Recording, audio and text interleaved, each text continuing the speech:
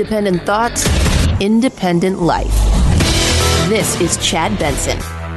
Going through this with Fauci or somebody who kind of caused a pivot in your mind, because it's clear just from what's on the public record that you went through a pivot on this to, oh my God, the gravity is almost inexplicable and unexplainable. Well, I think, Bob, really, to be honest with you, sure, I want you to. I wanted to always play it down. I still like playing it down. Yes, because I don't want to create a panic. A panic. Here's my question, everybody out there. Whether you love Trump or hate Trump, what should he have done? That was March 19th, those tapes. Right? That was the first one. The one that everybody's talking about, February 7th. You know, it's a very tricky situation. It goes through air, Bob. That's always tougher than the touch. You know, the touch, you don't have to touch things, right? But the air, you just breathe the air, and that's how it's passed. So that's a very tricky one. That's a very delicate one. It's also more deadly than even your strenuous flus. People don't realize we lose 25,000, 30,000 people a year here. Who would ever think that, right? I know. It's pretty amazing. This is more deadly. This is 5% versus 1% and less than 1%. This is deadly stuff. This is deadly stuff. It was. Well, Trump should have told. He lied. Did he lie? Let me ask you this. February 7th, that he was talking about that. Now, mind you, China's lied about all kinds of stuff. They lied about what it was. They lied about when it started. They lied about a lot of different things and how it started. Then you had the World Health Organization and many others.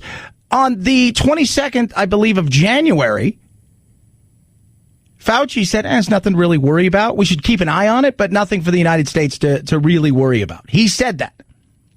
February 7th, we had no cases that day. Even in March, when I want to play the panic down, we were still under like 5,000 cases.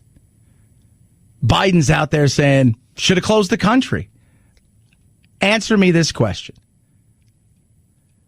Joe Biden's president. He comes out, says, we should close the country because we got 5,000 cases of something, 2,000 cases of something, 50 cases of something. What would you do?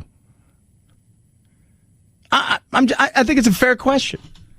Look, I'm not a huge defender of Trump. My bigger issues came way later when Trump dismissed this. Way later in the game. This early on, that's hair on fire. So he should. Even Bob Woodward said, people are ahead of him. Why didn't you come out and say something? Bob Woodward's like, look, we didn't know a lot about this. We didn't know too much about any of this stuff. We didn't. It's a novel virus. Novel means it's new. It's coming from China. Let's be real. China's not always forthcoming in stuff. How much do we trust it? Well, it was impacting some other parts of the world. Yeah. But we were watching it. Did we think it was going to have this? No. Was there Trump always thinking about said economy? Yeah, of course. Is he always thinking about re-election? Name a politician. Name me one politician on earth that is up for re-election, where they can be re-elected, that doesn't think about re-election. Name me one. That has a chance to win. Not somebody who you know is going to get, but like Jeff Flake out here in Arizona, who knew he was going to get destroyed, so he dropped out. But somebody who's running, who's not running, the minute they win, start running the next day again. I got more upset later on down the line when I thought he was too flippant about it. Too like, kind of. The early on panic, what is he going to say? Hey, none of us really know what this is. You're going to get mixed messages across the board. You're going to get all kinds of data that's going to turn out to be wrong. You're going to have stuff thrown at you left, right, and center, and then the next day they're going to take it all back and flip the script. What does he say? I have no problem playing it down. Hell, when we started to find out this thing was a little bit more serious, and we started talking about it here on our little dog and pony show, in December of last year, we started talking about something that was coming. And everybody's like, huh? But a fair question is, what do you say? Hey, we don't know what it is, but if you guys go out back and dig graves and be prepared, either we'll get the dead, or if you can have somebody from your family put you in there, and then we'll mark your door. Well, what does he tell people? My God, when we started to find out this thing was a little bit more serious, we panicked to the point of we bought every piece of toilet paper ever. So, did I have a problem with any of these? No. Did I have issues later on when he poo-pooed it? Did I have issues later on when he said, it's just going to go away? Did I have issues later on in other situations? Yeah, I did. This is hair on fire stuff that we love.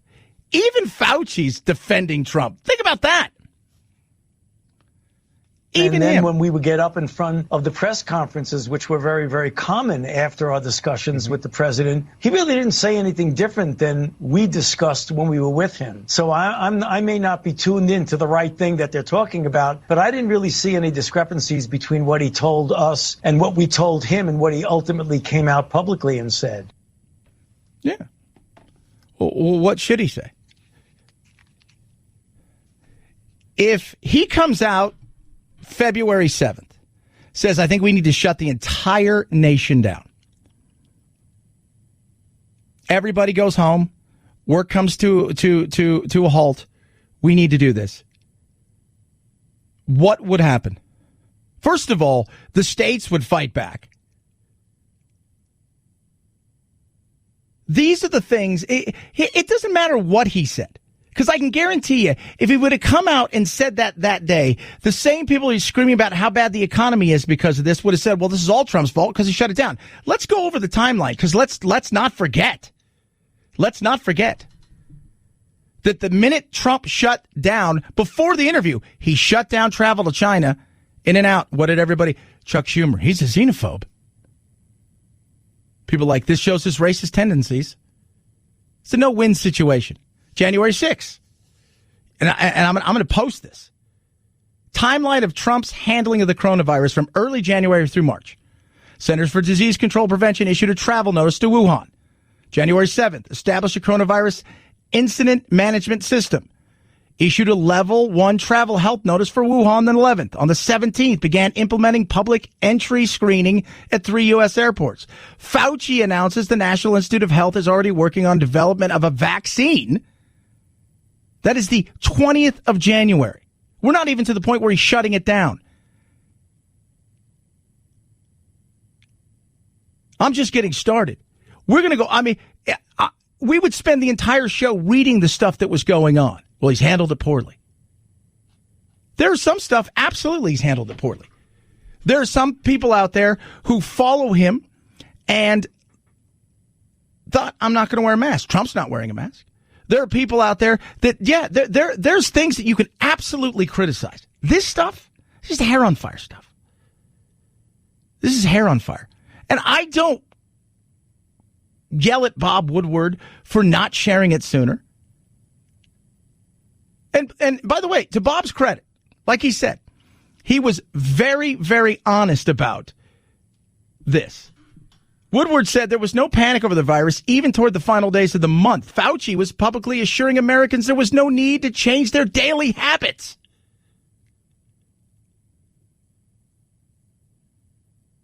What? Yeah. Trump's biggest mistake that many people are pointing out is, why are you talking to Bob Woodward? He's already crushed you in one book, and now you're calling him at times.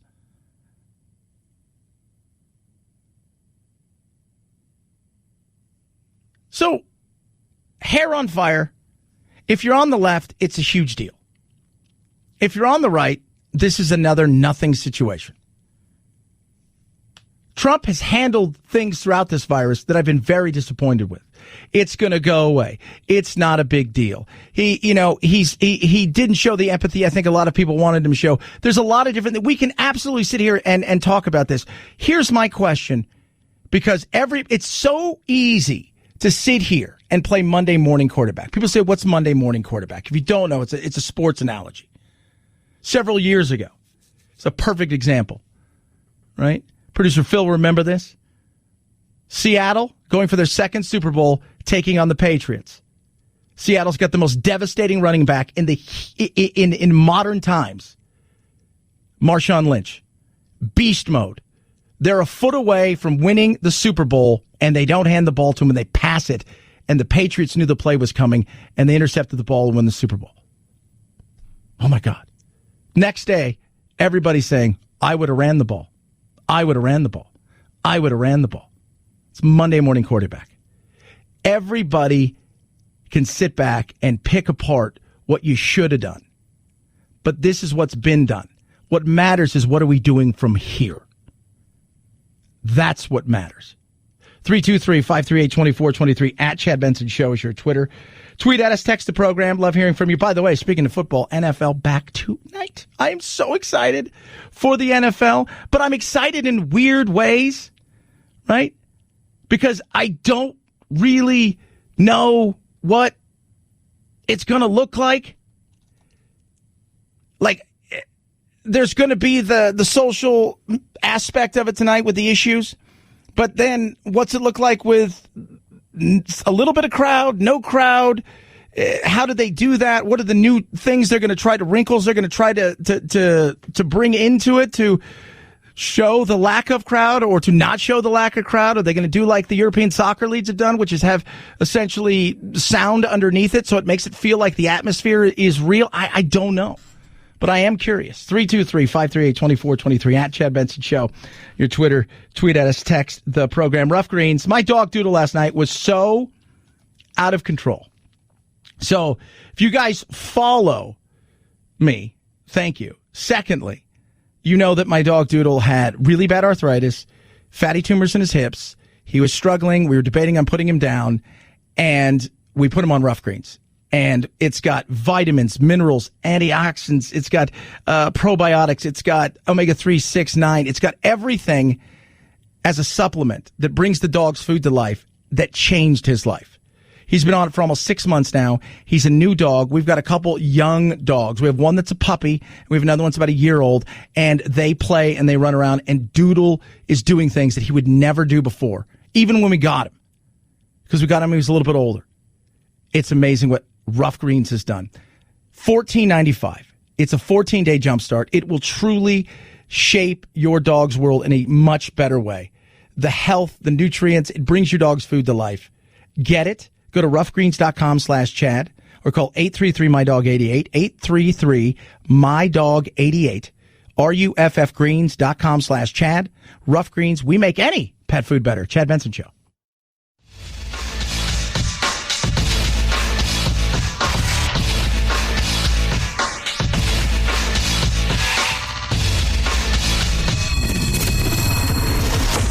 The Chad Benson Show, where we reach across the aisle and occasionally poke someone in the eye.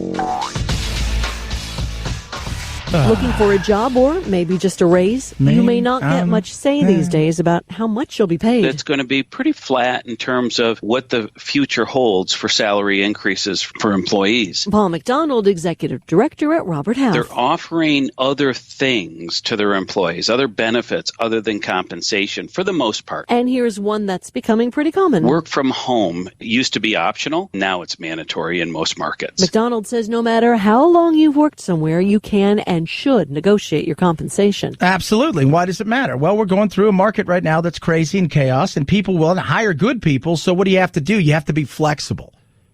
And even when you're hiring somebody and saying, hey, we're going to get back to normal and the office is going to be open, but you're doing a good, we think you're going to do a good job. We're going to give you the flexibility potentially to work from home a couple days a week. Those are people are looking for different ways to maximize positions and opportunities that sometimes they can't do with cash. And why does it matter? Well, the economy matters. We're going to get deeper into the economy, what it means, because I think everybody thinks it's all about money, money, money, money. But if you break it down to what it really is about, It's something that opens your eyes. And speaking of the economy, 884,000 people applied for unemployment benefits last week, the 25th straight week of historically high jobless claims. The Labor Department report also shows nearly 30 million Americans are currently receiving unemployment benefits. Layoffs persist across a number of industries as firms exhaust government loans and extra help for unemployed consumers lapsed. Airlines and oil companies have been among the latest to announce job cuts. Yeah. And that's going to happen more and more. The marketplace is slowing down too.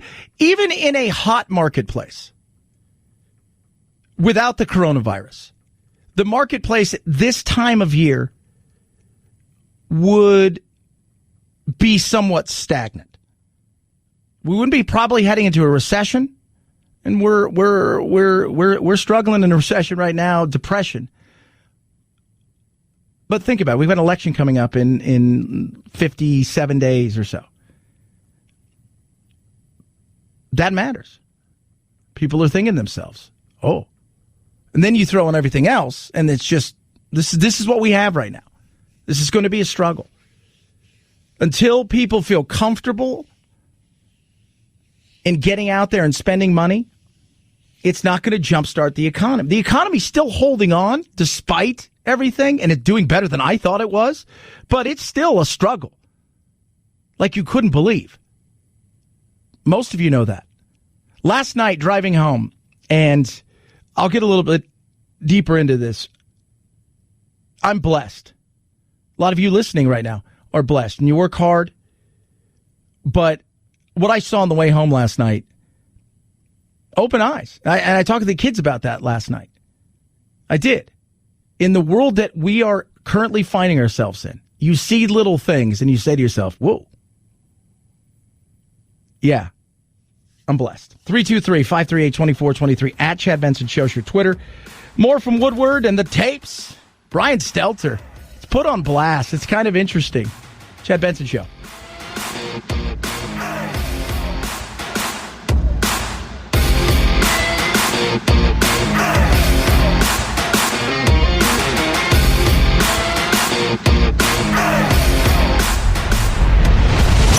The Chad Benson Show.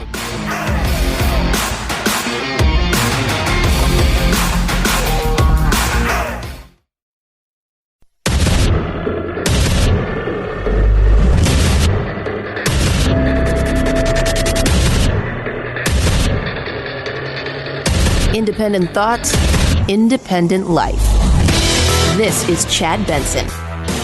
Did you mentally? Well, I think if you said in order to reduce panic, perhaps that's so. The fact is, I'm a cheerleader for this country. I love our country. I don't want people to be frightened. I don't want to create panic, as you say. Certainly, I'm not going to drive this country or the world into a frenzy. We want to show confidence. We want to show strength as a nation. We don't want to instill panic, scare everybody.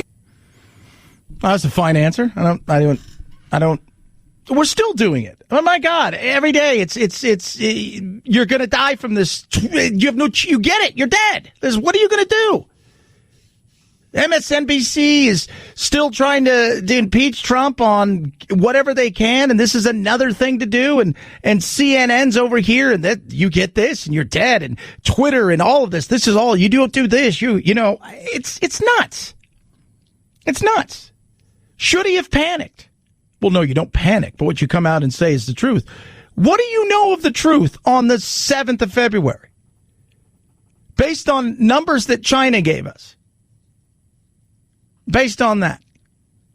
And do you really think we got all the numbers from China? Do you really think they were straightforward and honest? And it's funny how many people go, absolutely. You're an idiot. You're an idiot.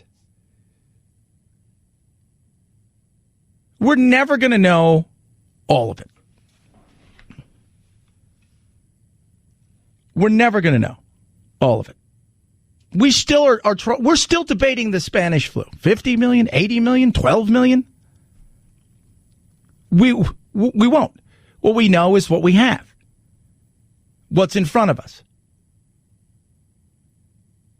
I ask you out there, you can have a disdain for Trump. You can like Trump, but not handled the way he's handled this.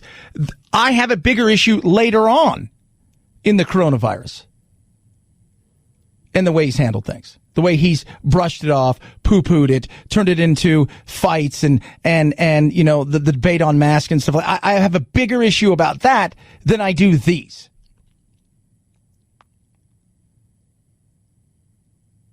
Biden's like, well, I'd have shut the country down immediately.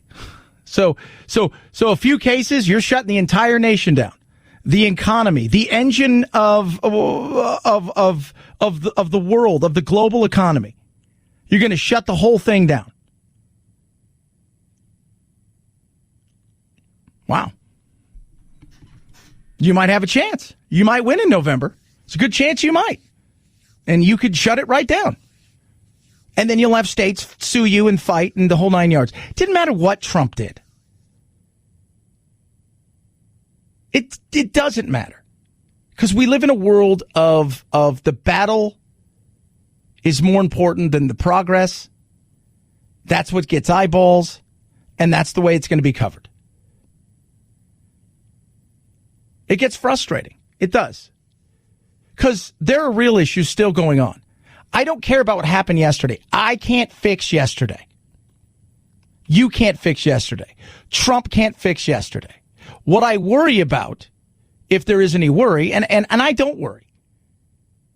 You know, people around here, they ask I have another show I do, a local show here in Phoenix.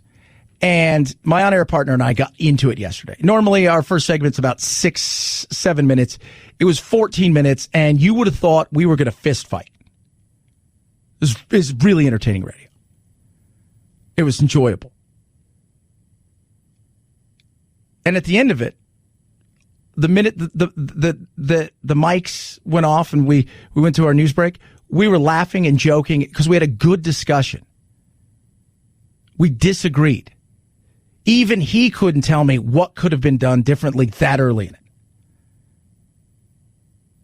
But he's also, he worries about stuff. I don't worry. And people ask all the time, is Chad really like? That's exactly what I'm like. I don't know what else there is to be. I can't fix tomorrow. I can focus on tomorrow.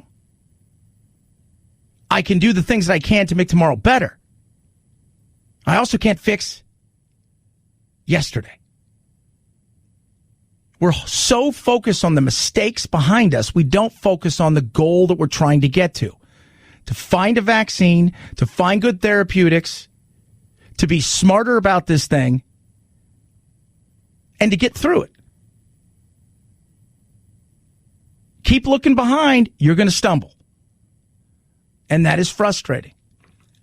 Yesterday, driving home. So, got home last night and got off the freeway. And I live, if you listen to the show, I live a little bit more rural than most people. Even though I work in Phoenix, I'm about 60 miles outside. People say, you're 60 miles? Right around there. Right around 60 miles, maybe a little bit further. I'm dead smack between Tucson and Phoenix because I have a little bit of property and I have my lizards and I don't mind it. I grew up in Los Angeles. 60 minutes in a car is just going to get a snack. I mean, that's the insanity of where we grew up. And if you're from a big city, you understand that. So I get off the freeway and I'm going down I have a long road. In fact, when I get off the freeway, all that's there is a couple trucker stops, and then there's some farmland before you get to a really small little city. My really small little city has a little church.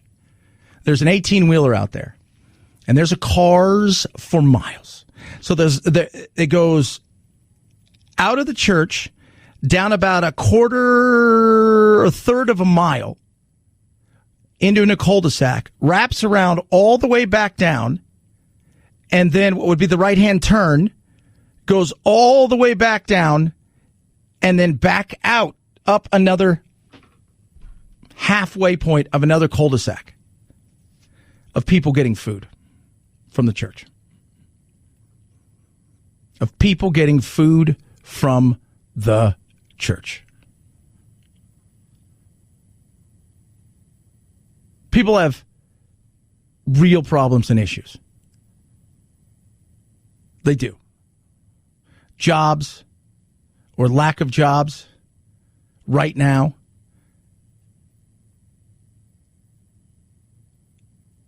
And we focus so much on this stupid stuff, the hair on fire stuff. I try to do as much as I can in my little community. But it's because it's a tough situation because we've had a real falling out since this because a lot of places have been closed down. In fact, yesterday, one of my local clients, good dude, Dr. Bingham, he had to cancel. He said, man, I was closed for 6 months. Insurances have changed the game now. Getting paid is virtually impossible. He does pain management and surgeries. He goes, it's insane what's going on.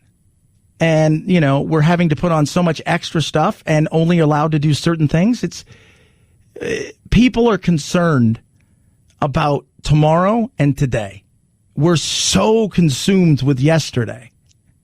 And that is not a winning proposition. And that's what we need to focus on. How do we get out of this crap? How do we move from point A to point B? The panic, the stupidity, the insanity of it all. What's the real numbers? Who really needs to be worried about this? How do we get the economy going and get people back to work? That's what people want. Hair on fire. Of course, people want somebody to blame for something. That's understandable. But it's frustrating because I look at a bigger picture and so many people are micro and I try to be macro. I want a bigger picture. I don't need to focus on the minutia of yesterday. And it does get frustrating. Man, I tell you what, it does. The stuff I get, people tweet at me, the DMs I get, I just start laughing. I'm laughing my butt off going, oh my God, you're focused on, you're playing Monday morning quarterback. You're focused on so many other things. What do we do about the future? What do we about today and tomorrow? How do we move forward? How do we get past this? How can we be a good neighbor and at the same time not live in fear? I'm just curious. How do we do that? Those are the things we need to focus on. But it's hard because we're more drawn to conflict and chaos, and that shows. We live in a world built by algorithms now, and the algorithms say chaos, fear, conflict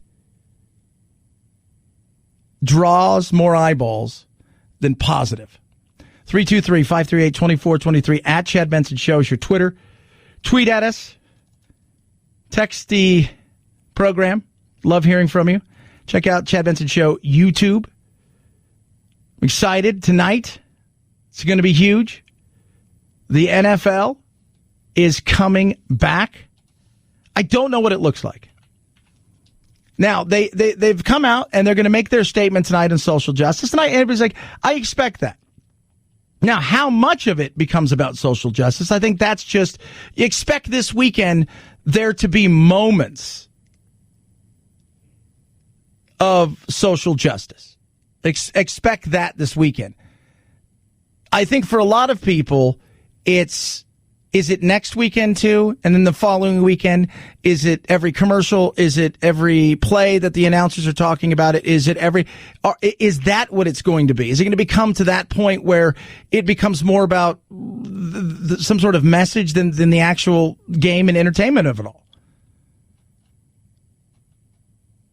So I'm excited. And tonight you've got the team, right? The team. Patrick Mahomes, Deshaun Watson, the Houstons, the Chiefs, the Super Bowl champs. Very exciting. Be the first game of the year. All this anticipation, but at the same time, it's just we're playing a football game, and I think it's all the hard work that me and Deshaun, and knowing how he works, have put in to be in this situation, to go out there with our teammates and try to win a football game. And so I'm just excited for the opportunity to go out there on a nationally televised game and get to play at Arrowhead Stadium. It's going to be awesome. And that's the other side of it. What's it look like? Arrowhead is arguably the best place to watch a football game in the NFL that's going to give you a college-like atmosphere, probably along with Seattle. What does that look like? with minimal amount of people? What's the noise like? Again, we do not know. I mean, the reality is, and this is what I'm hoping for and looking forward to, that we start the season with some stadiums empty and playing, and some stadiums a quarter full, and we finish the season in regular old fashion at a Super Bowl with 50, 60, 70,000 people. 323-538-2423 at Chad Benson Show is your Twitter. Tweet at us and text the program. Raycons, best earbuds around. Love my Raycons. Going out, I golf, I do all the things that I do. I love the fact that, first of all, the sound quality is amazing. 6 hours of top time. So that means you've got 6 hours plus on your E25 Raycons. The thing that is so awesome is the seamless Bluetooth pairing, but it's the comfort and fit to go with the sound quality. I don't have any wires. I don't have any stems. There's not pushing them back in. There's none of those things. I can hear the person on the other end of the line if I'm talking, and I can hear what I need to hear and want to hear. And that is awesome. Noise isolating fit. It's just amazing.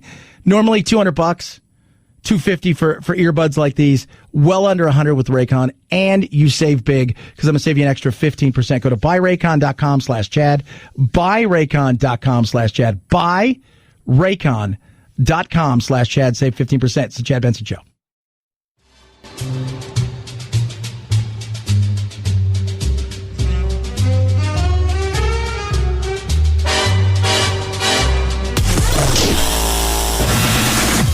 No need to fear. We promise we won't give you a noogie and make you cry Russia, Russia, Russia. Who is the fearless leader? Fui. Fui, fui, and double fui. What is your language? This is a family show, remember? Fui to family too.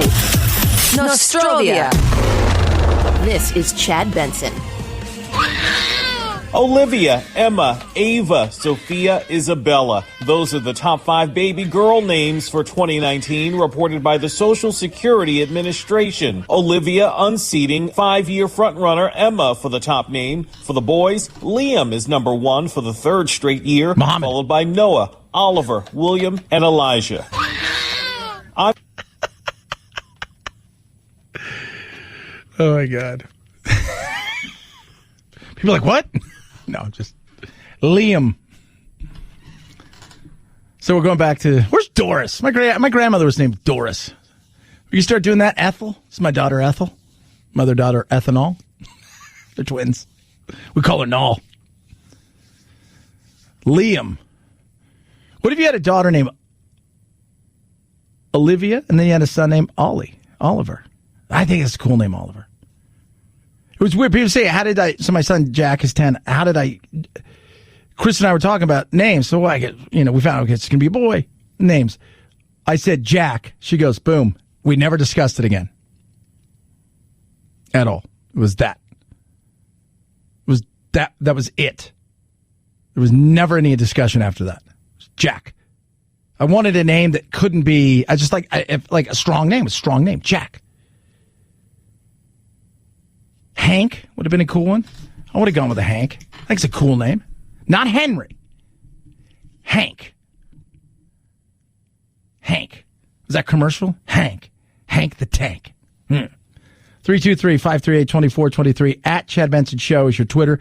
We touched on it a bit yesterday, but let's laugh some more. Parasite. The South Korean dark comedy made history in February when it became the first non-English language film in Oscar history to win Best Picture. Now, the Motion Picture Academies revealed new rules to further foster diversity and inclusion in that category. Beginning in 2024, Best Picture nominees will have to meet a minimum 2 of 4 criteria, all of which emphasize casting underrepresented racial or ethnic groups, as well as LGBTQ and disabled performers, with the same going for hiring production and other creative roles.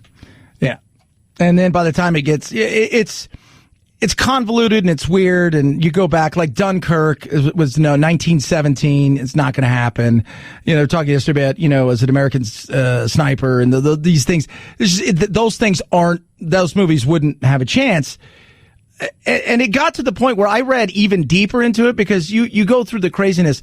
It got to the point where it also, now I don't know if you saw this, Producer Phil or Producer Anthony, included the distribution companies and what they need to do, even to distribute the film, So you could do everything right, but the distribution company doesn't follow certain rules. They have nothing in making of the film and all in the distribution, meaning getting it out there. And that could knock you out of it. I'm like, oh, goodness me. Now, it doesn't mean you can't make films. You can go out and make films. It just means if you're hoping to be an award winner. But at the end of the day, it's not even about that. And Kirstie Alley, people got on her yesterday but she was spot on. You're telling people who, quote unquote, are artists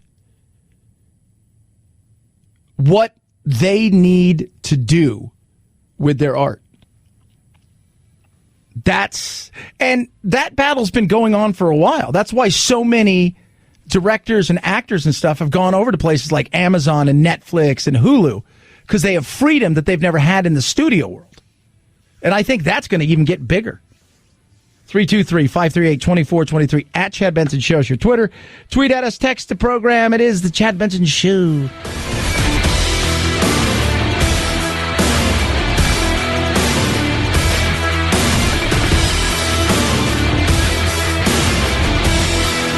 This is the Chad Benson Show.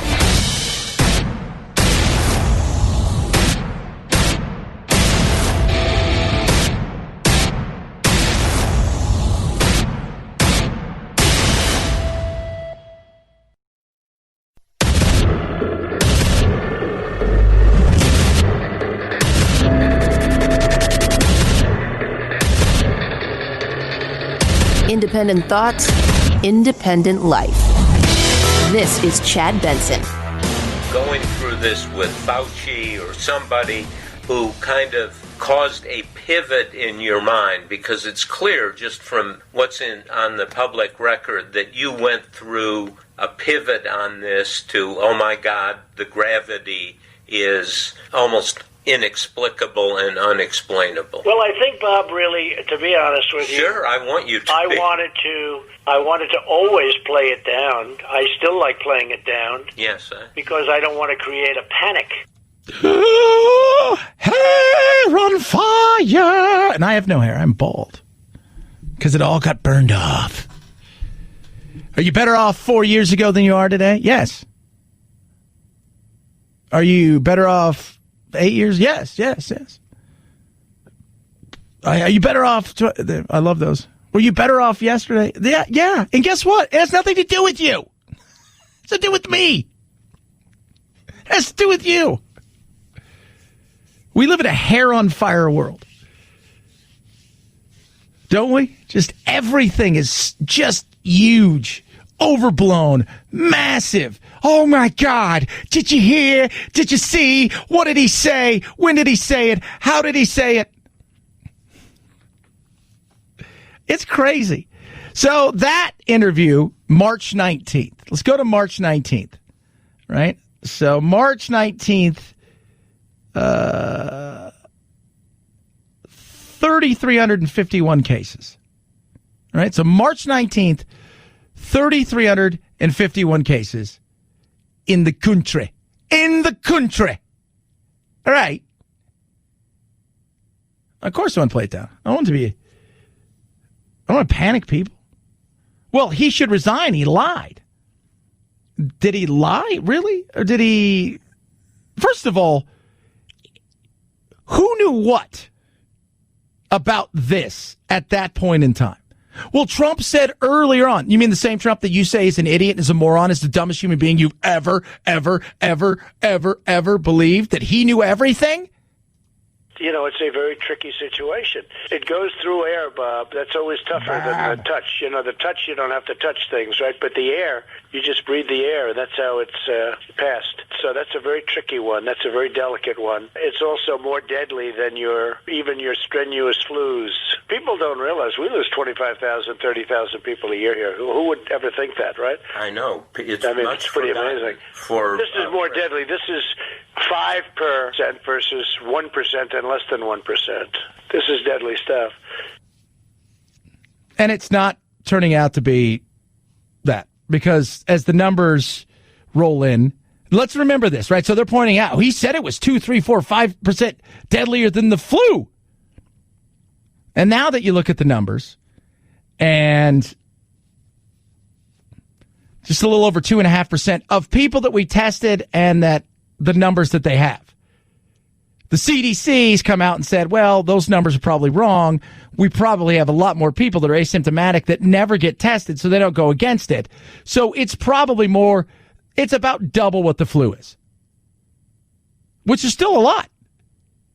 Remember, the flu has a vaccine and therapeutics. If we didn't have vaccines and therapeutics for the flu, could you imagine what that looks like? Ugly. Ugly, because it still kills a lot. A couple of years ago, we had a flu season that killed, I think, 70,000 people.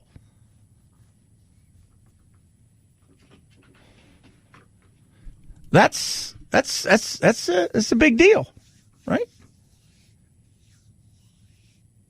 What should he have said? That's my question, everybody out there. I would love for you to tell me, what should he have said?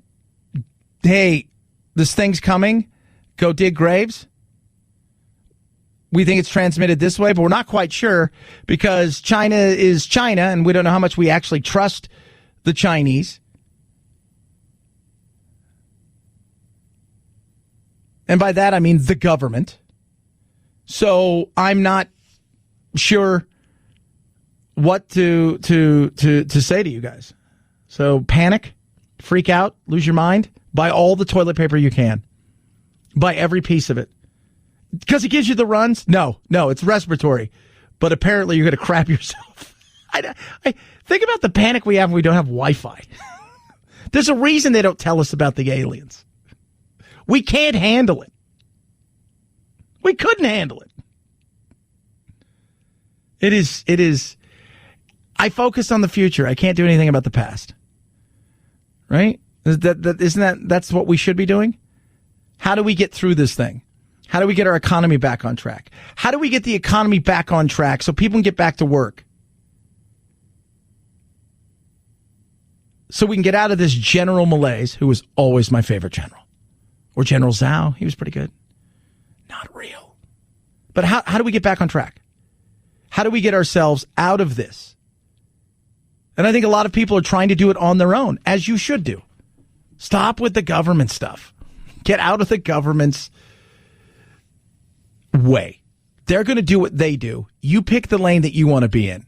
And every once in a while, they'll swerve into your lane, so be wary. But if you're allowing them to run the convoy, it's going to be a mess. And it's a wide load. It is frustrating. I don't care what he said. If you want to have a debate, now here's something I've said and I continue to say. Later on in this, the way he brushed it off, the way he poo-pooed it, the way he's handled some of it, I have been more infuriated with and pissed off with than these tapes.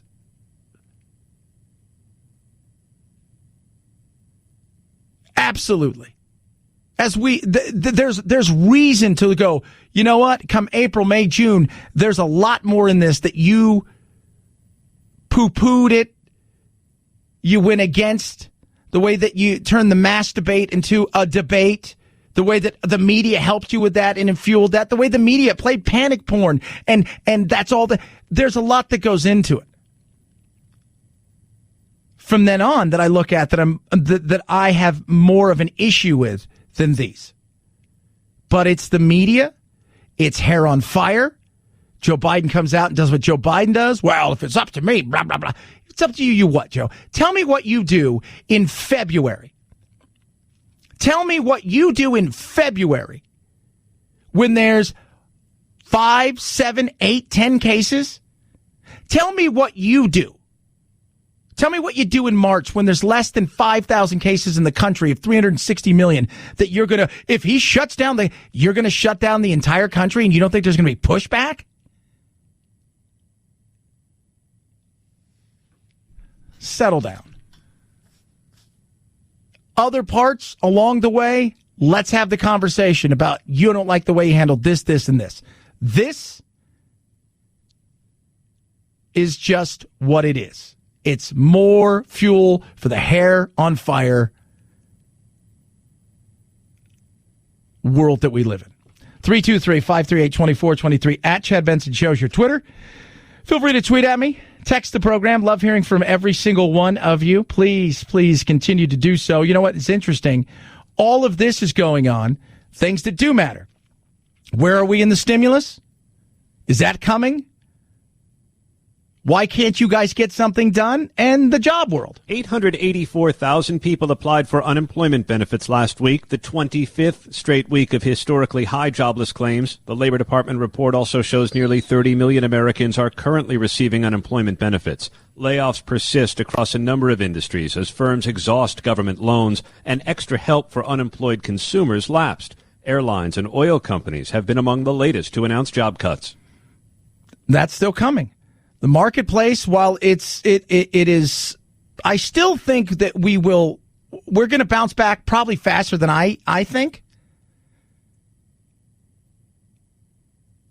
But now we're at that point where even in a normal world, where an election, you go look at elections, things slow down. People want to see what's going to happen. Is the new guy coming in? Is the new gal coming in? Is the same guard going to keep place? You see what takes place in these. So you throw that in with what's going on in the management, mismanagement at the federal level and at the state level. You got a lot of moving parts. And then, of course, you've got politics. And what do politics do? Well, they get together and they argue and fight. This narrowly focused bill we'll vote on tomorrow is targeted at kids back in school, jobs, and health care. Now, what they should focus on, though, is stimulus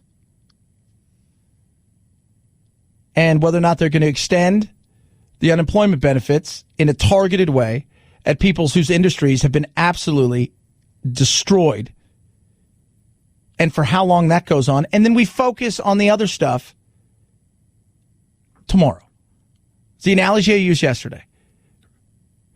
Right? I've got to go from where I sit, and there's a wall, and then there's another wall, and then there's another wall. If I want to get all the way over to that palm tree about a quarter of a mile away, and I want to go from here to there, I got to go over the first wall.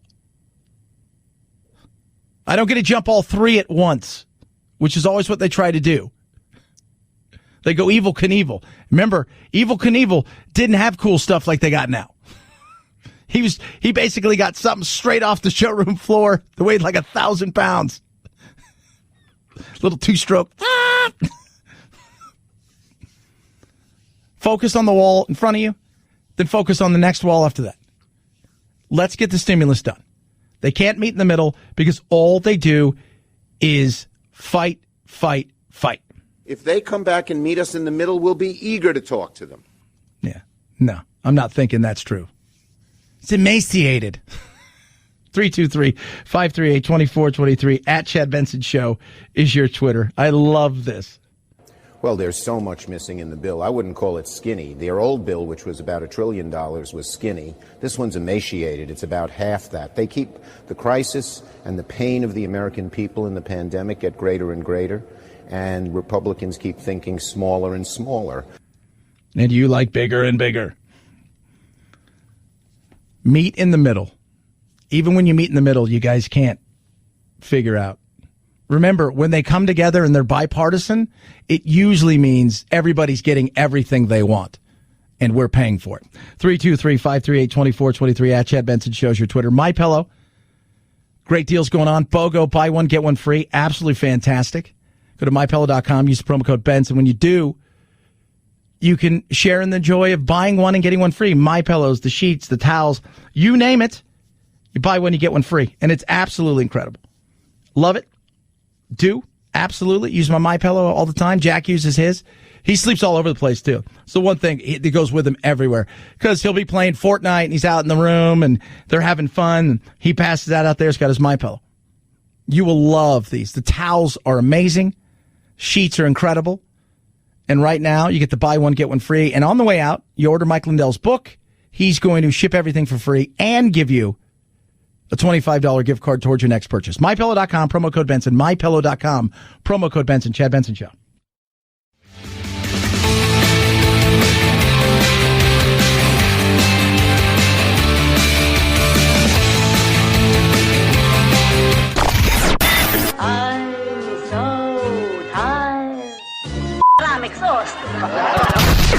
If you're part of the politically exhausted majority, don't fear. Your time to be validated and rejuvenated is here.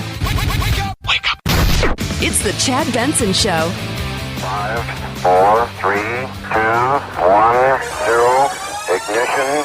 Liftoff. Now it's time to find out what's trending. What's trending? Yeah, what does that mean? I mean something, right? Like it's trending on the old internet. What's trending? What is trending, kids? What is trending around the world? The globe. Let's take a look what's trending here. Bob Woodward, obviously trending. Dune! First trailer for the star-studded super remake of Dune.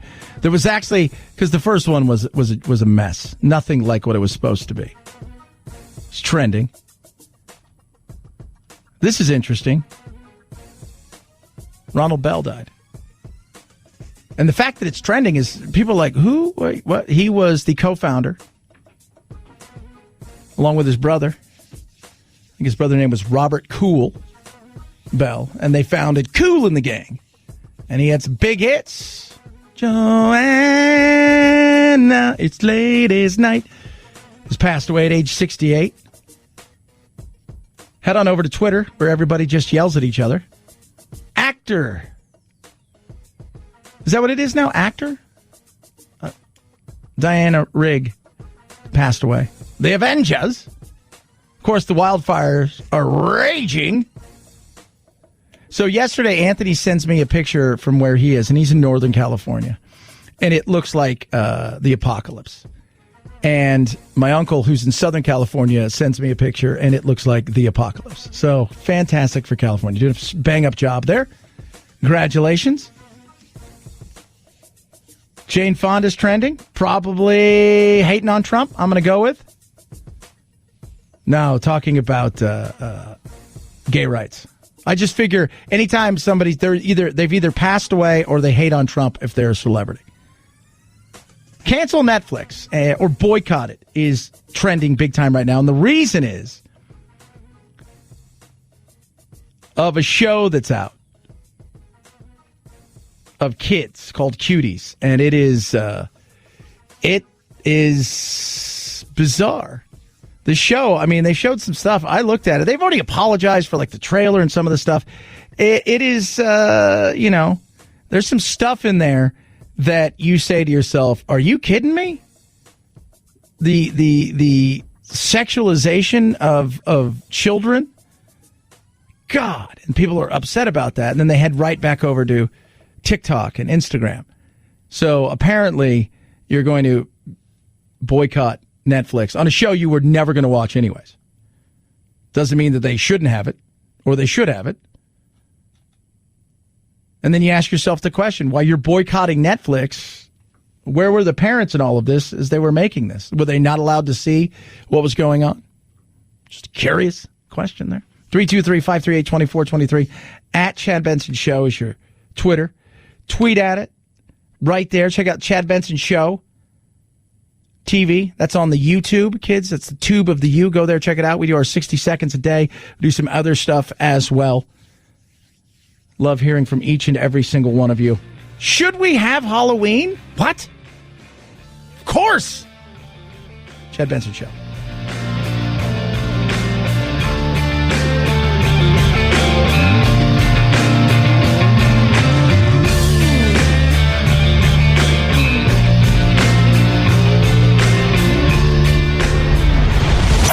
The Chad Benson Show.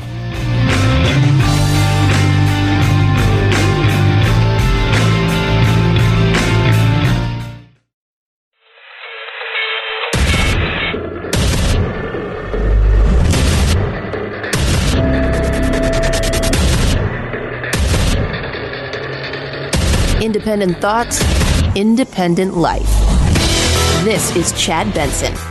And then when we would get up in front of the press conferences, which were very, very common after our discussions with the president, he really didn't say anything different than we discussed when we were with him. So I may not be tuned in to the right thing that they're talking about, but I didn't really see any discrepancies between what he told us and what we told him and what he ultimately came out publicly and said. Dr. Fauci right there, who, before these interviews and tapes and in between some of the interviews that conversations that Trump and Woodward had, At one time, he went on television and you know, it's Newsmax, but he went on and he said, hey, we need to be cautious and wary, but there's no real risk to America when it comes to this. Dr. Fauci, who lied and admitted, hey, I need to make sure that the first responders had the PPEs. I don't want people running out and buying masks. So, look, I'm not going to make too much of it. It's the hair on fire. I would love to run around with hair on fire. I just don't have any hair, so that just rules me out. I'm already out of the game. But let's focus on tomorrow. What can we do better? How can we be a better neighbor, a better steward? We wear a mask. We go out and we make sure that we do the best that we can to mitigate any kind of risk when it comes to this right now, especially if we're dealing with elderly people with compromised immune systems, things of that nature. All of these things that we can do. And even though you may think it's a hoax or you may think it's overblown and all of those things, there are people out there who don't share that view. And they are worried. And to tell them they're stupid and they're idiots and et cetera, that doesn't move the ball forward. And at the same time, there are people out there who think that this thing is overblown and you think it's the most serious thing since the Ebola virus. And you're going to read them the riot because they're not wearing a mask or because they try to shake your hand or whatever. And that doesn't help. It doesn't. Do what you do. Just don't be a Richard about it. It's as simple as that. Let's focus on getting through this thing. Let's focus on a vaccine, therapeutics, taking care of ourselves, mitigating the damage, limiting the spread of this thing the best that we possibly can. Stop counting on government for stuff. The virus is going to do what the virus does. And that's it. Whether we stayed indoors or we didn't, it's going to do what it does. Doesn't change. Could we have done stuff to woulda, coulda, shoulda? Everybody would like to have the mulligan. Every one of you listening in life would love to have a mulligan in something. What's a mulligan? Golf mulligan is you're on the first tee. Right? You're ready to roll. Big swing. Comes off the toe. Dribbles out like 20 feet. You're like, I'm going to do that again. We're not even going to count. That's a mulligan. And away you go. Would I like Trump to handle this better? Yes. But I'm not going to sit here and talk about yesterday because that doesn't mean anything to me now. Today and tomorrow mean more. But we focus on the yesterday and forget the most important part, which is today and tomorrow. 323-538-2423 at Chad Benson Show is your Twitter. Feel free to tweet at me. They're talking about stopping Halloween in California, and I say nay! Halloween is so much fun. It's something kids are looking forward to. But there are still ways that we can celebrate that Halloween spirit in a physically distanced or a more safe setting. We just have to get creative and all be in it together. No, we could do an online costume party all day. Oh, that is so stupid. Look, let kids be kids. Here's the facts that we do know. All right? So let's just talk about the facts that we do know. Doesn't really affect kids. It doesn't. It doesn't affect kids the way that we should really be worried about. Now, can they spread? I think that's real. Who spreads? How old are they? I don't know. But we can allow kids. Should we trick or treat? Calculated risk. I'm going to take the kids trick or treating.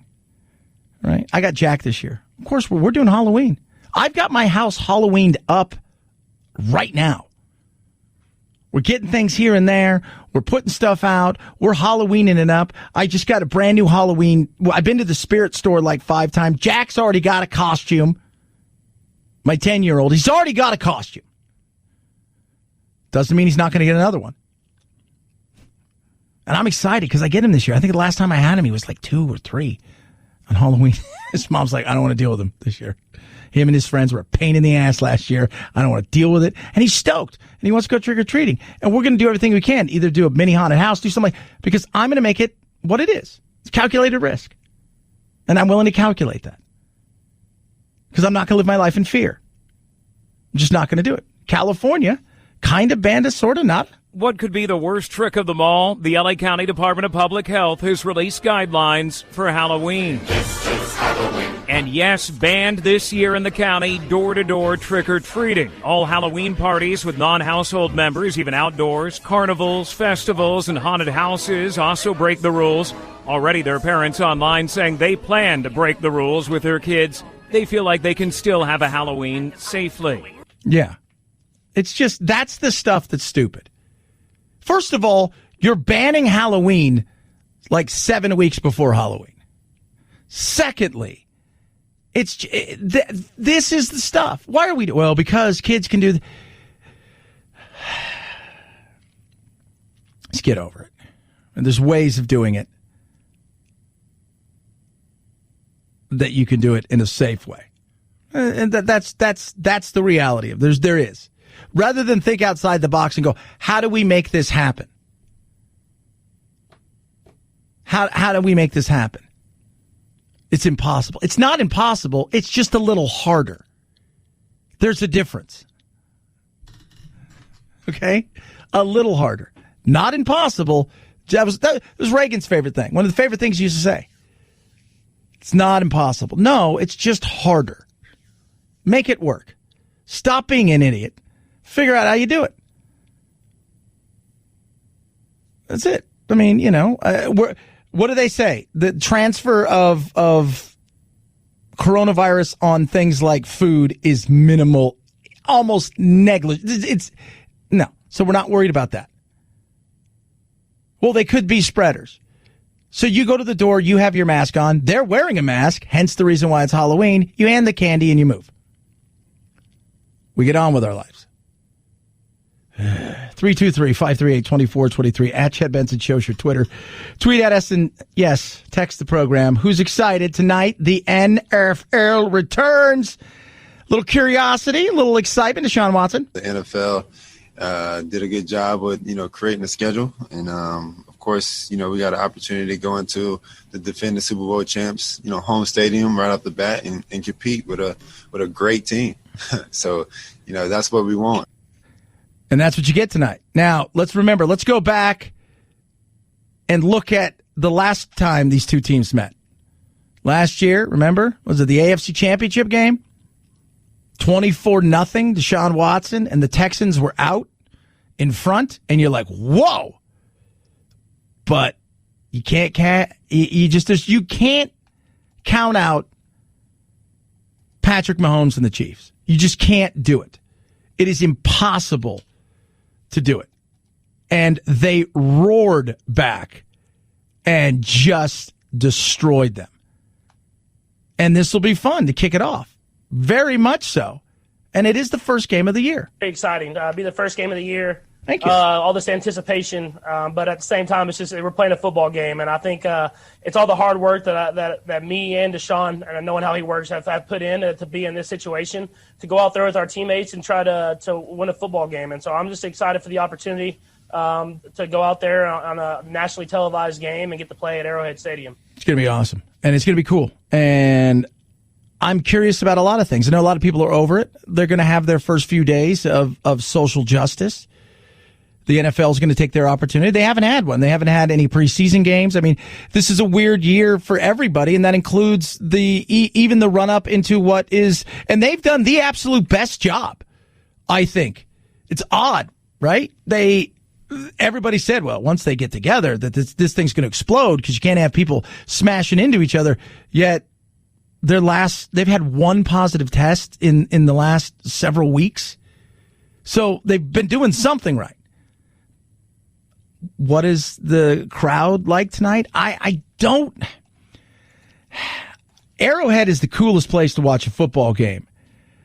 And I don't know what the crowd is going to look like there, because I believe they're going to allow some people in tonight. So, or is it going to be none? They're going to have noise piped in. I know that. It's just going to be a weird thing. It really is. So through the social justice, which we're going to get, And you know what? I'm fine with that at first. If it becomes that every game all the time, that's all it's about, then I'm going to get bored and walk away. But on top of that, what's it look like? How does the NFL, one thing the NFL has been always great at doing in business, they're quick to move. Baseball's slow in every aspect. Because baseball's all about the past. They're all about the past. Numbers and records, that stuff matters. The NFL is different. The NFL's like, hey, that didn't work. We should try this. Okay, let's try it. And that includes their broadcast. Last year was very interesting because the reason we have that on the field camera that's just above that thing that's on the pulley that's almost like a drone. The reason we have that in many ways is because of the NFL's adapted to Madden. And that's kind of cool. They did a game last year where that's all that they did. So this will be interesting tonight. It's going to be really interesting just to see the way that they've tried to do some stuff that's different that we think we know, and then we're going to see and go, oh, that didn't work. Maybe it did work, and I'm kind of pumped about it. I got to be honest with you. I'm kind of pumped about because I also feel like it's a little bit of changing of a season. Is this us starting to head back to that normal way? We're seeing the numbers start to come down. We've got a crazy season in front of us when it comes to the election time. And I'm not going to lie. I went outside my house today. And it was 64 degrees. You're like, what? Is that good? Wait, what? Normally, over the last 3 months, I got at my house at 2:15 this morning. It would be anywhere between 95 and about 100. 90 and 100. Easy. It was a bit chilly, and I enjoyed that. 323-538-2423 at Chad Benson Show. Your Twitter, feel free to tweet me, text the program as well. Check out Chad Benson Show TV. Go like and subscribe there on the old YouTube. Purple mattress. Sleep amazing with the grid. The thing I love about my Purple, so last night I went to bed a little bit later, got sucked into a show. It's a really cool show. We'll talk about it in a little bit, and I ended up going to bed a little bit later, but I still got a really good sleep score because I sleep. You can be in a crappy mattress for 8 hours and get no sleep. You can be in the most incredible mattress, like the Purple mattress here with the grid, and only be there for 5 hours because you got stuff to do and you go to bed late and get a sleep that is amazing. I love my Purple mattress. Wouldn't trade it for anything. 2,800 open air channels, naturally temperatured neutral gel means you never sleep too hot, too cold. Software I want it, firmware I need it, never breaks down. Incredible. You spend, on average, like a third of your life in bed. Some of you, a little bit less. Some of you, way too much. You do. So why not have something that gives you everything? You want a nice car? You got a nice car. Why not take care of yourself? Because you're going to spend more time, chances are, in your bed than in your car. Get a Purple mattress. 100-night, risk-free trial, free shipping and returns. The grid's never going to sink. It's never going to lose shape. Experience the next evolution of sleep. Go to purple.com/Benson. Use promo code Benson for a limited time. $150 off any Purple mattress of $1,500 or more. That's purple.com, promo code Benson for $150 off. Purple.com, promo code Benson. Terms apply. Chad Benson Show.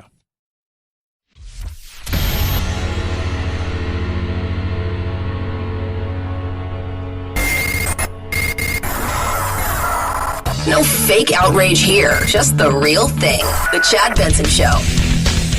So, Disney or Hollywood's telling everybody now how they have to go about doing all of their stuff, right? You know, how this is what you have to do for a movie, and it's you got to do this or you got to do that, and it's crazy. Right? You know, it's just nuts. Like, this is how you have to do this now if you want to win a Best Picture. And then you have to go do this. And then you have to go do that. And then there was this. And this is what it's all about. Very authoritarian now. If you want to win a Best Picture, it's not about the artist. It's about what the studio. It's not even about the studio anymore. It's now about what this has to look like this or else. And that makes me laugh as they talk about inclusivity and let's bring in underrepresented things. In the movie Mulan, somebody who watched it, an eagle-eye viewer, as they said, caught something at the end of the thing. First of all, Disney, oh man, has sold their soul. Uh-oh. Yeah, you sold I have not sold my soul. Maybe a little. I hate it. I hate. Oh, God. I know, Mickey. It's horrible. But you sold your soul. Shame on you. What did they sell their soul to? So, China, because they want to be in China so much. And just like the NBA and everybody else has. Just sold their soul. And think about this. Who owns ABC and ESPN? Disney. So, how did they sell their soul? At the end of the movie, there's credits.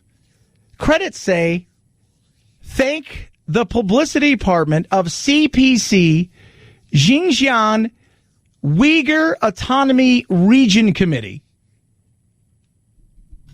in the province of Xinjiang, where they detain over 1 million Uyghur Muslims in camps. Thank you. Thank you. Thank you for being you. Oh, boy. I just knew this. Oh, man. Yeah. Enjoy that. I've not watched it. I debate it. Should we watch it? The kids would probably like it. It's something that I think they would enjoy. And then I'm like, I'm not going to do it. I just can't. For me, I can't. I'm over it. I really am. And the way the NBA this year, the way they went about that was just so shameful and sad. And the way that the, movies have been heading in that way in something, and they only allow a certain amount of foreign movies into the country. So what they're doing now is, let's just do a movie about China or in conjunction with China. So it's not so much a foreign movie because they want to get to that audience. It's a business. Oh, boy, it is.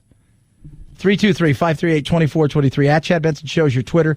Feel free to tweet at me, text the program as well. Everybody's still freaking out. Hair on fire because of Trump and the tapes.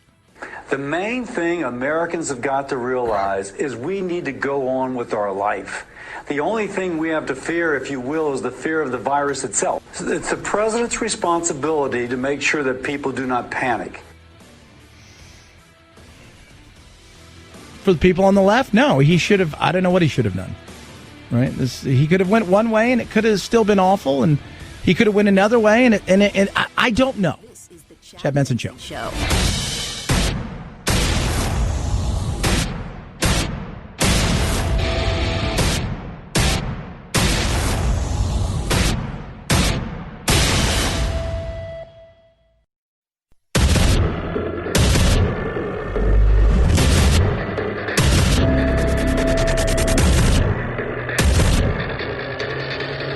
Independent thoughts, independent life. This is Chad Benson. Did you mentally? Well, I think if you said in order to reduce panic, perhaps that's so. The fact is, I'm a cheerleader for this country. I love our country. I don't want people to be frightened. I don't want to create panic, as you say. Certainly, I'm not going to drive this country or the world into a frenzy. We want to show confidence. We want to show strength as a nation. We don't want to instill panic, scare everybody. Trump, response to the tapes. Going through this with Fauci or somebody who kind of caused a pivot in your mind, because it's clear just from what's on the public record that you went through a pivot on this to, oh my God, the gravity is almost inexplicable and unexplainable. Well, I think, Bob, really, to be honest with you, sure, I want you to. I wanted to always play it down. I still like playing it down. Yes, because I don't want to create a panic. Panic. Of course you want to play it down. Well, but mislead, lied. Well, there's a difference. No, I mean, do you come out, you just tell everybody everything? But remember, it's a novel virus. You don't know much about it.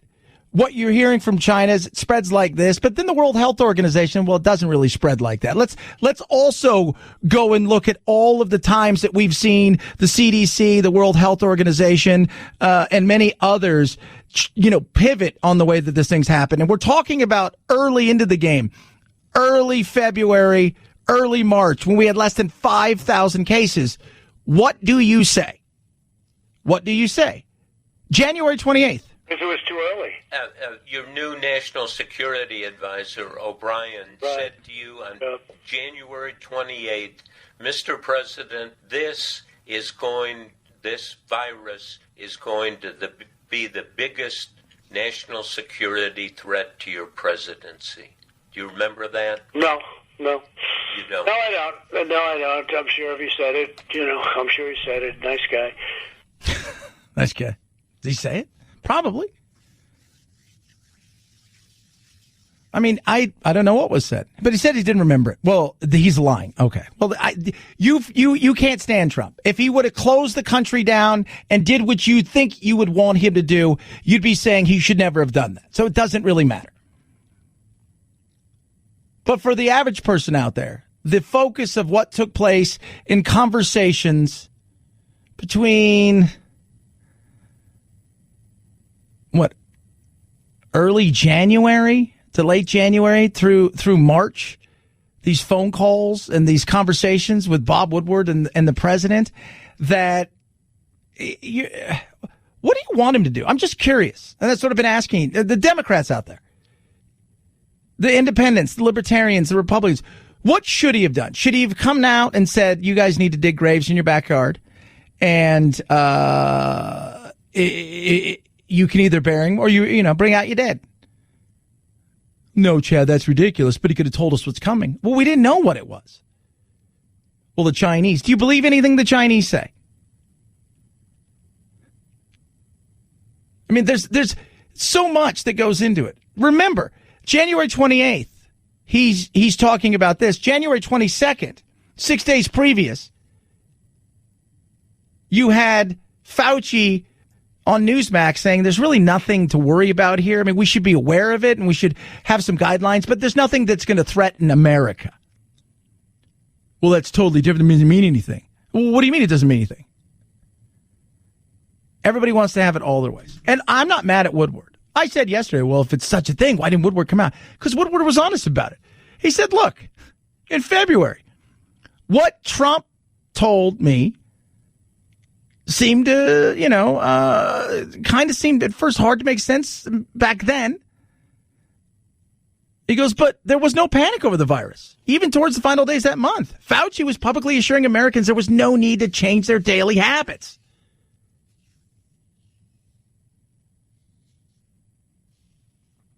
So let me paint you a scenario. Because Biden's playing Monday morning quarterback, and he didn't even get that wrong. But Trump goes, all right, let me paint this picture for you guys. Everybody gather around. The whole, like you used to do in the old days, turn on you got the light bulb thingy in there. You turn it on, and on comes the old record player / refrigerator / radio. Trump decides everything needs to be shut down. All right, so walk with me here. Trump decides to go the opposite way. So in the alternative universe that we live in, because we've got different planes and different universes, Trump goes, I'm shutting everything down. I'm shutting it all down. Let me give you what the left will say. So, wait, you're shutting it all down?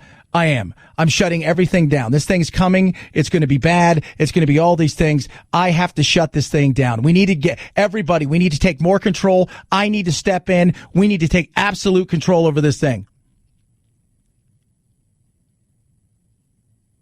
It's an election season. His authoritarian he's going to use this for a power grab.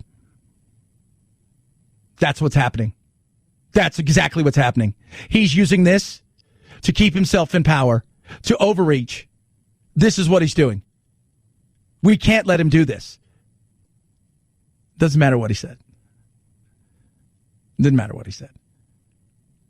Now, I can absolutely have issues with the, and I don't care about the empathy side of things. You guys, I don't need, he doesn't have any empathy and he doesn't seem to care. I think Trump loves America. There's no doubt in my mind he loves the United States of America. And he loves Trump. Everybody who's a politician has narcissism built inside of it themselves. There's that study that came out a few years ago about when they looked at CEOs and how they borderline, narcissism, psychotic kind of thing, like Patrick Bateman. That whole, like that power, and they said, oh yeah, later on in studies, like politicians that way too. Of course he loves himself. Of course he does. It wouldn't matter what Trump said. Because if he would have said that we need to shut things down, this is panic time, is what everybody would scream. They would be yelling. They would be going, oh my God, it's a power grab. All of those things would have been said. So for one side of the aisle, there was no winning. I can have issues as an independent that later on down the road, I got very frustrated because I didn't think he took it as serious as he should. I didn't like the way he fought with the media, and I didn't like the way the media fought with him. At the end of the day, let's focus on tomorrow. How we go about doing this, the numbers are coming down. And right now, the reality is, I think we can write this year off heading towards 2021. Let's make sure the flu season isn't that bad. Continue to social distance. Continue to wear a mask where applicable, meaning, hey, I've got to go in the store. I'm going to do that. I'm at my house. I'm not going to wear a mask. Just be smart. Be good neighbors. Let's focus on that because the quicker that comes, the better the opportunity is that we have a smaller flu season, that we can keep these numbers low, that we can return to some normal way of life while we're going about maneuvering through this thing, living with it, around it, and through it. And then we come out the other side and we hit 2021 in a dead sprint that we've built up some momentum this last quarter. That's what matters. 323-538-2423 at Chad Benson Show is your Twitter. Feel free to tweet at me. Text the program as well. Some of it. I felt bad yesterday for Kayleigh McEnany, who had to go out there. It's a tough job anyways. But with Trump, it's extra tough because you're going out there and you don't even know what he's tweeting. He's in the next room just tweeting the opposite. But she went out and into the firing line. The president, just days after having this discussion with Bob Woodward, said this from this podium. On March 30th, he said, I do want them to stay calm. We are doing a great job. If you look at the individual statements, they're all true. Stay calm. It will go away, but it's important to stay calm. So this president does what leaders do, good leaders. It's stay calm and resolute at a time when you face an insurmountable challenge. I just remember, whichever way he went, whichever way he pivoted, the answer was always going to be, for some, but that's the wrong thing to do, and he's bad and evil. 323-538-2423 at Chad Benson Show is your Twitter. Tweet at us, text the program. Love hearing from every single one of you. MyPillow. Talked to last night. So I got up this morning and Jack was playing Fortnite. He'd passed out, and I was laughing, and he just cuddled with his little MyPillow, and I'm just thinking, he loves it. Sheets, the towels, everything. BOGO going on. Buy one, get one free with MyPillow. And you're not going to be disappointed. 6-day money-back guarantee, 10-year warranty, made in the USA. That is huge. And the product itself is incredible. It truly is. And when you travel, you will take it with you. You will. They've got the Don't Go Anywhere pillows. They've got, and the sheets, the towels. It's all amazing. So go to MyPillow.com. Use the promo code Benson. When you do, and you check out, order Mike Lindell's book. Talk about somebody who went from nothing and became something. He's going to give you a $25 gift card towards your next purchase and ship everything for free. It's MyPillow.com, promo code Benson. MyPillow.com, promo code Benson. Chad Benson Show.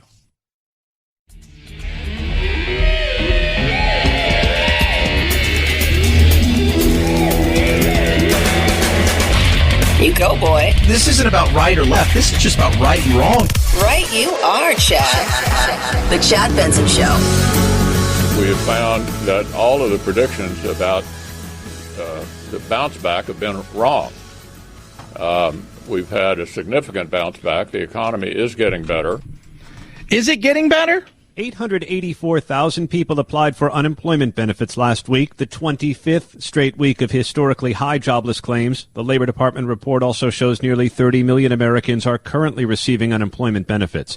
Layoffs persist across a number of industries as firms exhaust government loans and extra help for unemployed consumers lapsed. Airlines and oil companies have been among the latest to announce job cuts. Yeah, it's not as good and it's not as bad.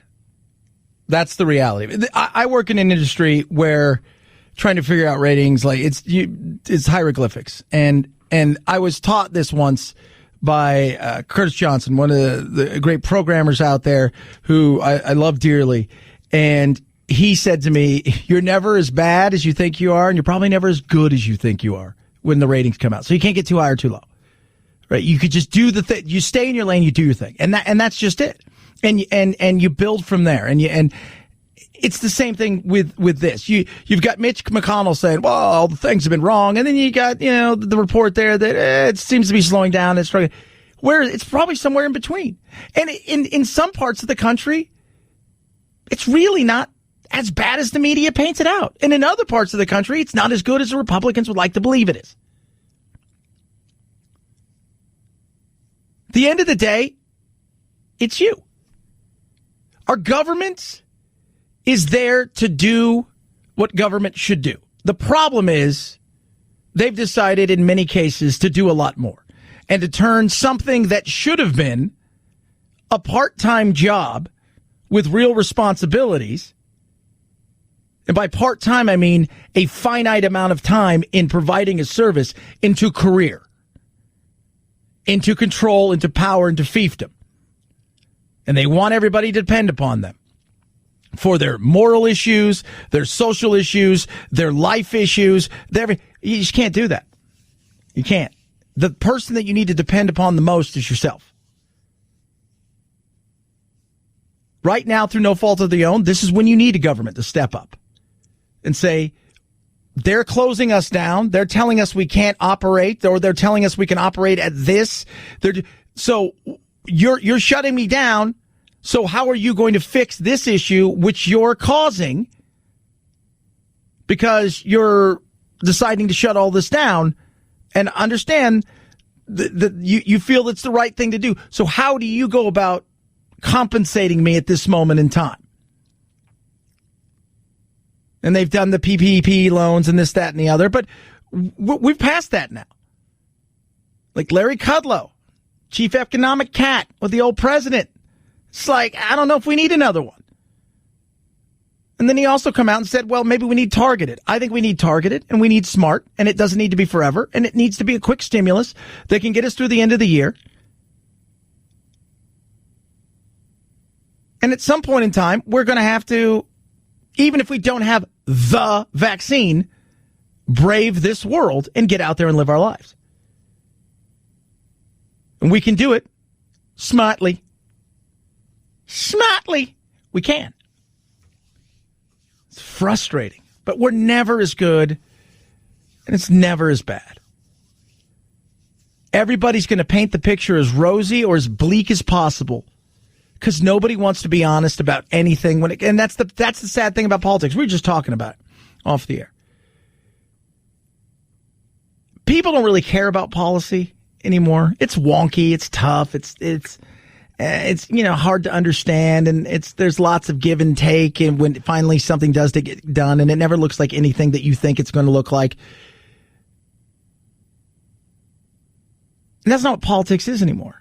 Politics is making sure that your side and the people that you want to vote for you, which you hope is everyone, but you know is not going to be, that you can paint a bleak enough picture under the rule of, and it's not the rule, you're just the president, you're a placeholder for the next cat that gets the gig, that under their years of presidency and the Senate and the whole 9 yards, that it's going to be bleak if they get power.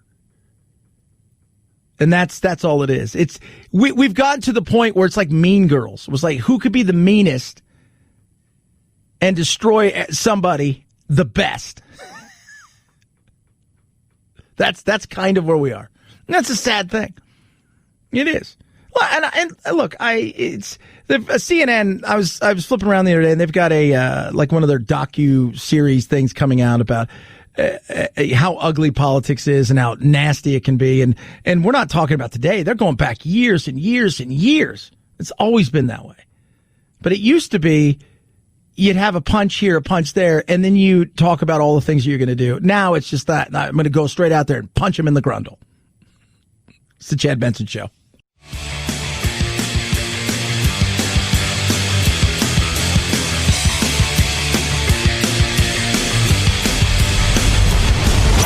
The Chad Benson Show.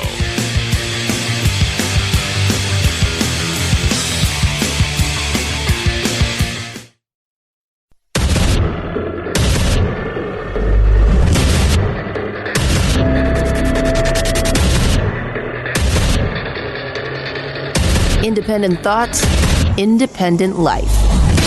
This is Chad Benson. Excited, little NFL back tonight. It's going to be awesome. You got the Chiefs, Patrick Mahomes, fresh off that massive contract that doesn't even start yet. So he got that $500 million contract, which sounds huge, but always look at the guaranteed money, and it's not as big, and it's a long drawn out contract, and he's not even getting that money now because he's still under his rookie deal. But he is just amazing. I mean, he is. I don't even know how to describe the guy. He's must see TV. And then you got Deshaun Watson, who is also must see TV. We totally forget him. So you got the Houston Texans and the Chiefs live from Arrowhead tonight. AFC Championship game last year, and then the Super Bowl champ Chiefs. Oh, my God. It's going to be awesome. It's going to be. I'm excited. And I'm excited for a lot of different things. I do want to see how they handle the social justice side of things. I do. I'm curious as to what does that look like? How long does it go on for? I'm also very curious about what does it look like inside the stadium. Stadium that arguably is the best stadium in football professionally to watch a game. And I'm not just talking about because there's no doubt that there are two stadiums that outdo everybody else just from the aspect of I got to see this place. The new stadium, the SoFi out in L.A., which is a $5 billion stadium. And then, Texas Stadium where the Cowboys play. One's but the atmosphere in Arrowhead is second to none. So what does that even look like? With noise piped in and crowd noise, and how does that look? Does it come off like the European soccer has done a really good job? The first weekend they came back and they played soccer in the big leagues in Europe, it was like a practice game.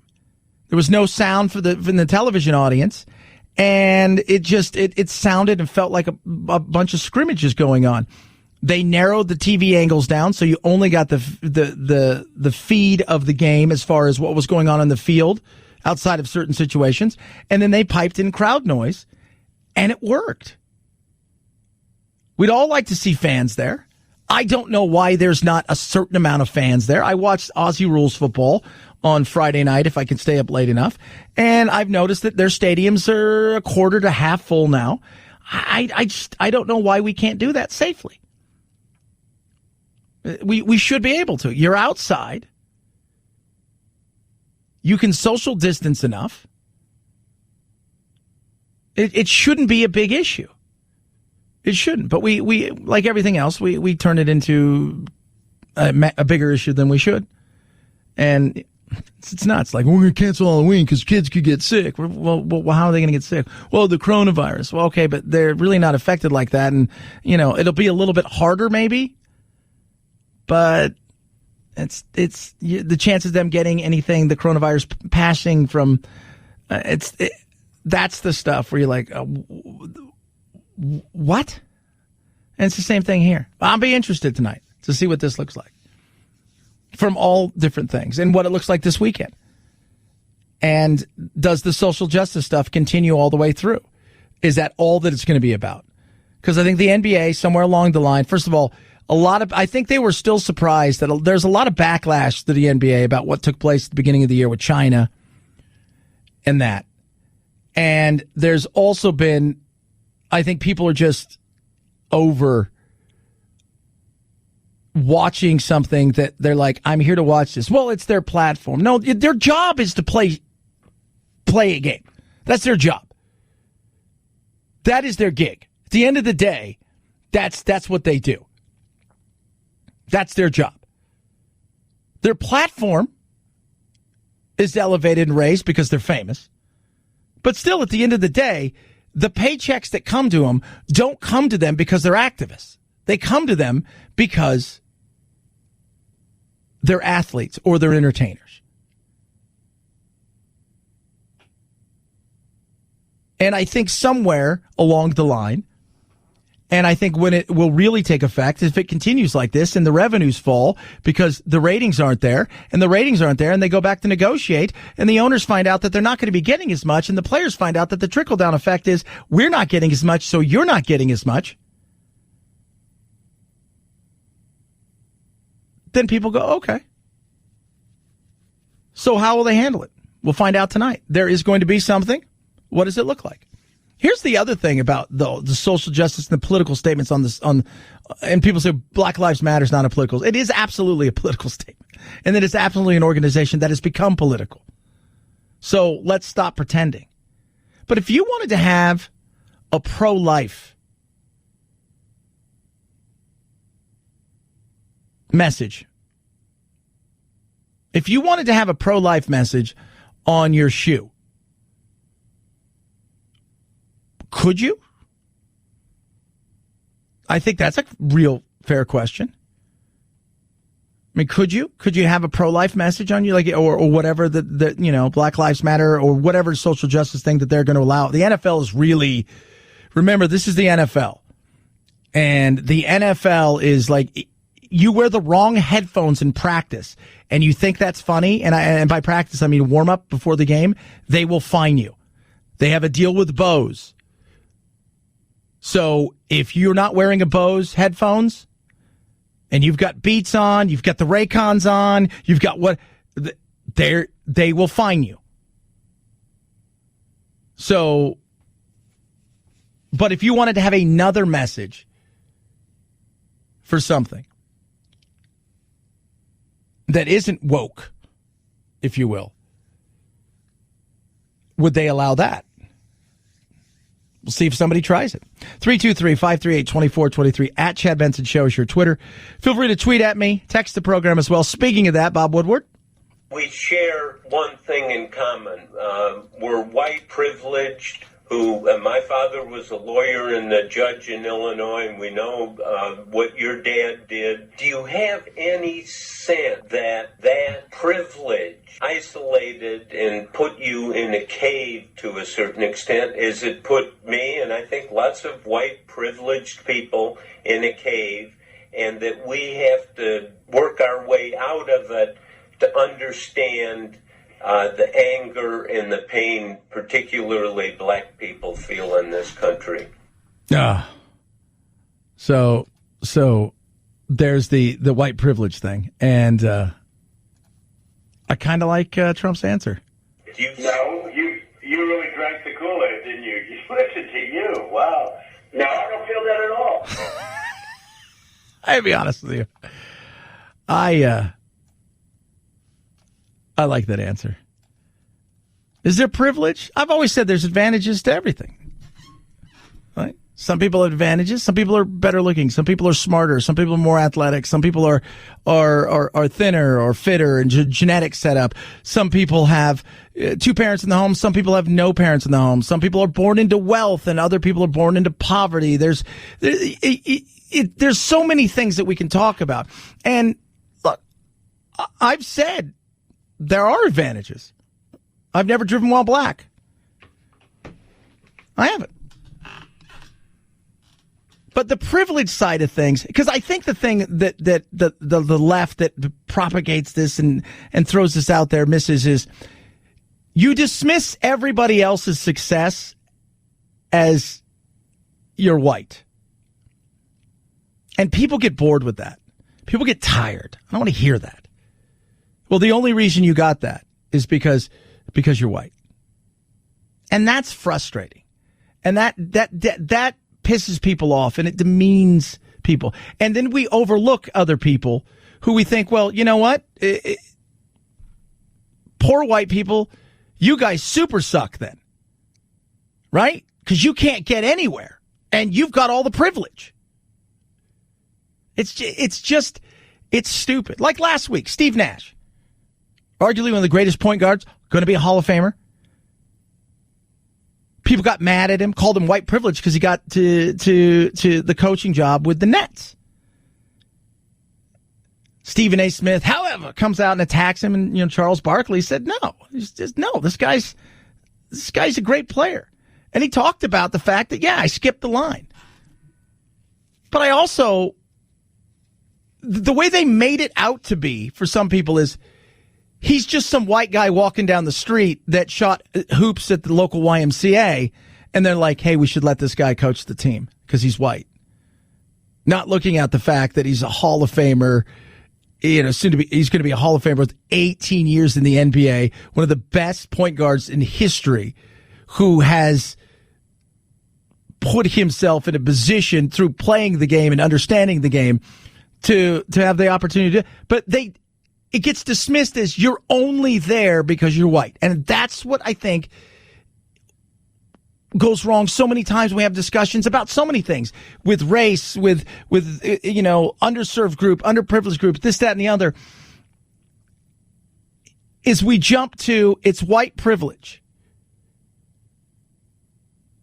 And we don't actually go, should we talk about like what like the whole thing is about? No, because it's just easier to paint a broad brush and have a big slogan and say it's white privilege or it's this or it's that. It can never be your work ethic. It can never be the fact that you've busted your butt. It can never be any of those things. You just have to dismiss it. I get it all the time. Chad, the only reason that you got a show is because you're white. Really? Is that it? Nothing else? So what should a white person do out of curiosity? I'll be waiting. You can text me. 323-538-2423. 323-538-2423. But when you say stuff like that to people, it demeans them. It pisses them off. Well, I don't care if they're pissed off. I know you don't care. But then you wonder why you can't get through to them when you want to have a conversation about race or inequities or equality here, that's that, and the other. When you dismiss them, what did you expect them to do? Yeah, Trump's had a hell of a lot of advantages. I've known people that have had a hell of a lot of advantages, and they've pissed it away. There's a guy I know who is part of a family who I worked with in the brokerage industry. A powerful family in Southern California in Orange County. We worked together. And he had more advantages than Trump. One of the biggest cities in Southern California is named after his family. And he pissed it all away. He was a ding dong. He was an idiot. He was white. And I have a friend who I grew up with who took advantage of every opportunity after coming here and fleeing the Khmer Rouge, who's a doctor, who is beyond successful. Is incredible. And he came here, he didn't know if he was older or his brother was older. Because of the killing of their parents by the Khmer Rouge in the killing fields. It was crazy. So to dismiss everything as just this or that, that's the frustrating thing. When you paint the broad brush and you say it's this, you start to lose people's attention. 323-538-2423 at Chad Benson Show, Twitter. Tweet at us. HelloFresh. HelloFresh. HelloFresh.com. Promo code Benson. Go there. Why, you ask? Simple. You want to eat good. and you're sick and tired of trying to figure out how you go about doing all the things that you're doing because you're just over it. The planning, the going to the store, delivered straight to your door. It's America's #1 meal kit. 22 chef curated recipes each week. They've got low-calorie, vegetarian, family-friendly. You can add meals. You can skip a week. Maybe you're traveling. Whatever it is, it's incredible. They're flexible to fit your lifestyle. You're going to save big, too. So the meal planning's already gone. We've taken that away. You just go, we're going to eat this tonight. Here's the recipe. It takes about 15 to 20 minutes from the time you decide what you can have to the time you sit down and start to devour it. But saving the money is huge, too. 40%. This is what's crazy. When I used to go to the store before this, you start to realize all the crap you start putting in your cart that you don't really need, and it adds up. And you're like, man, my bill's crazy. You don't have to worry about this. You're going to save 40% versus shopping at the grocery store. Try it now. America's #1 meal kit. HelloFresh.com. Promo code Benson. Save $80 off your first box. Get free shipping. HelloFresh.com. Promo code Benson. $80 off your first box and free shipping. HelloFresh.com. Promo code Benson. Chad Benson Show.